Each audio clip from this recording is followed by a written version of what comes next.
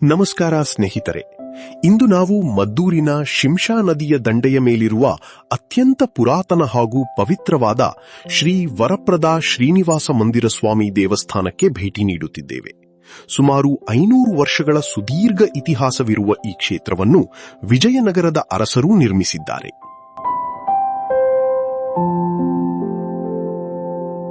ಇಲ್ಲಿನ ಹರಿದಾಸ ಮಂಟಪದಲ್ಲಿ ನಾವು ಕರ್ನಾಟಕ ಸಂಗೀತ ಮತ್ತು ಭಕ್ತಿ ಪಂಥದ ಸಾರವನ್ನು ಸಾರಿದ ಪುರಂದರದಾಸರು, ಕನಕದಾಸರು ಸೇರಿದಂತೆ ಅನೇಕ ಹರಿದಾಸರ ಸುಂದರ ಕಪ್ಪು ಶಿಲೆಯ ವಿಗ್ರಹಗಳನ್ನು ಕಾಣಬಹುದು.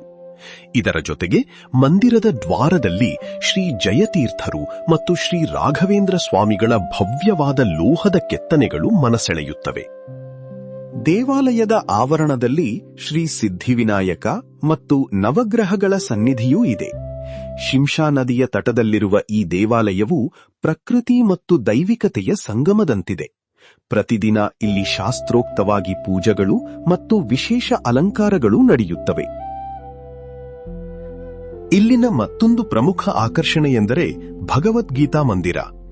ಈ ಮಂದಿರದ ಒಳಭಾಗದಲ್ಲಿರುವ ಕಪ್ಪು ಅಮೃತಶಿಲೆಯ ಫಲಕಗಳ ಮೇಲೆ ಭಗವದ್ಗೀತೆಯ ಎಲ್ಲಾ ಶ್ಲೋಕಗಳನ್ನು ಅತ್ಯಂತ ನಿಖರವಾಗಿ ಕೆತ್ತಲಾಗಿದೆ. ಭಕ್ತರು ಇಲ್ಲಿ ನಡೆದಾಡುತ್ತಾ ಭಗವಂತನ ದಿವ್ಯ ಸಂದೇಶಗಳನ್ನು ಪಠಿಸಬಹುದಾದ ಅಪರೂಪದ ಅನುಭವ ಇಲ್ಲಿ ಸಿಗುತ್ತದೆ.